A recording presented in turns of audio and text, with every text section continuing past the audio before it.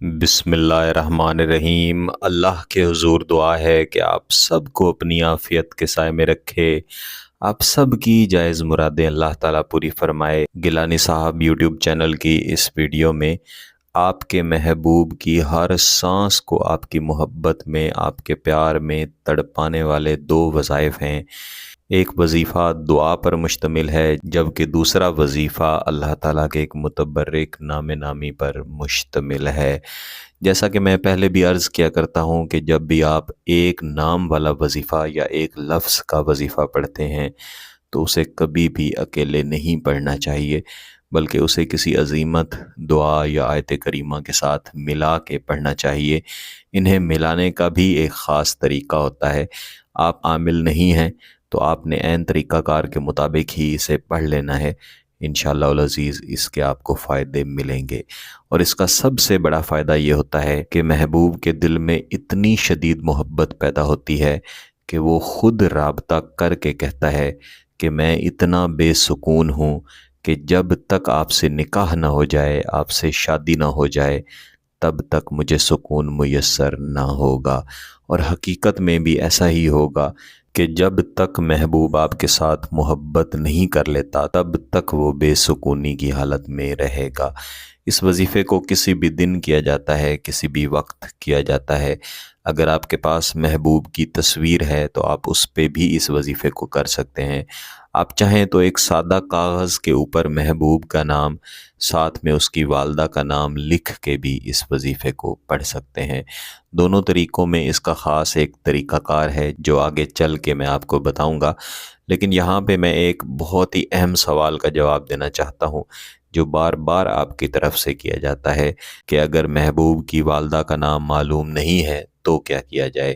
اگر محبوب کی والدہ کا نام معلوم نہ ہو تو اس کی جگہ اپنے والد کا نام ہرگز نہیں لکھنا، کیونکہ عملیات و وظائف میں ہمیشہ والدہ کا نام ہی استعمال کیا جاتا ہے، کیونکہ ان کا جڑاؤ موکلات کے ساتھ ہوتا ہے، اور موکلات آپ کو یا کسی بھی انسان کو والدہ کے نام سے پہچانتے ہیں، نہ کہ والد کے نام سے پہچانتے ہیں۔ اگر آپ کو والدہ کا نام معلوم نہیں ہے تو اس کی جگہ پہ آپ حوا لکھ سکتے ہیں، لیکن ایسی صورت میں عمل یا وظیفے کے اثرات کم ہو جاتے ہیں۔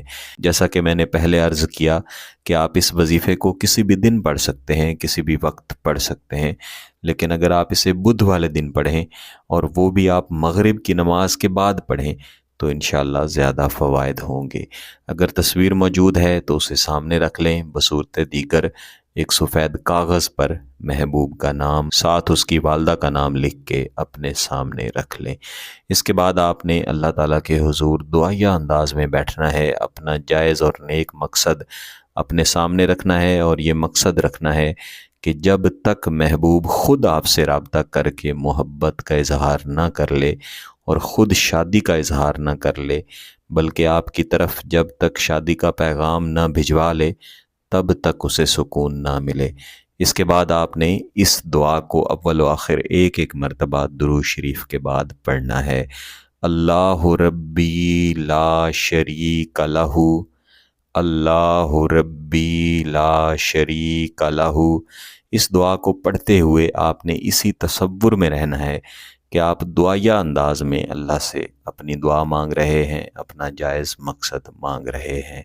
اسے آپ نے کم از کم 50 مرتبہ اور زیادہ سے زیادہ 100 مرتبہ لازماً پڑھنی ہے، اور اس کے بعد آپ نے اللہ تعالیٰ کا متبرک اور مبارک نام نامی یا ودودو یا ودودو یا ودودو، اسے آپ نے کم از کم 300 مرتبہ لازماً پڑھنا ہے۔ اس کو پڑھتے ہوئے بھی عین وہی تصورات رکھنے ہیں جو آپ دعا پڑھتے ہوئے رکھ رہے تھے۔ اس کو پڑھ لینے کے بعد آپ نے تصویر کے اوپر یا جو نام لکھا ہے اس کے اوپر آپ نے دم کر دینا ہے، اور دم کرنے کے بعد اس تصویر کو کسی کتاب میں ڈال کے آپ وزن میں رکھ دیں۔ اگر تصویر کا پرنٹ موجود نہیں ہے اور صرف موبائل میں ہے تو صرف اسے دیکھتے ہوئے پڑھ لیں، تصویر کی طرف آپ پھونک مار دیں، اتنا کافی ہے۔ اگر نام لکھا ہوا ہے تو اس کے اوپر بھی آپ 3 دفعہ پھونک مار دیں، اور بعد ازاں اس کاغذ کو کہیں بھی مٹی میں لپیٹ کر دفن کر دیں۔ انشاءاللہ اس وظیفے کو مکمل کرتے ہی، اور اس کے اوپر جو آپ کو عمل کرنے کا طریقہ بتایا ہے، اسے مکمل کرتے ہی اس کے اثرات ملیں گے، اور محبوب آپ کی طرف پلٹے گا۔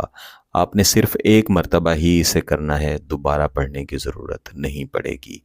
اگر آپ کا مقصد جائز ہے، اس کی اجازت چاہتے ہیں، تو گیلانی صاحب یوٹیوب چینل کو سبسکرائب کر لیں، گھنٹی کا بٹن دبا دیں اور اس ویڈیو کو ضرور لائک کیجئے گا۔ کسی بات کی سمجھ نہ آئے تو ویڈیو کو دوبارہ دیکھیں، پھر بھی سمجھ نہ آئے تو واٹس ایپ پہ رابطہ کر سکتے ہیں۔ بہت بہت شکریہ۔ اللہ حافظ۔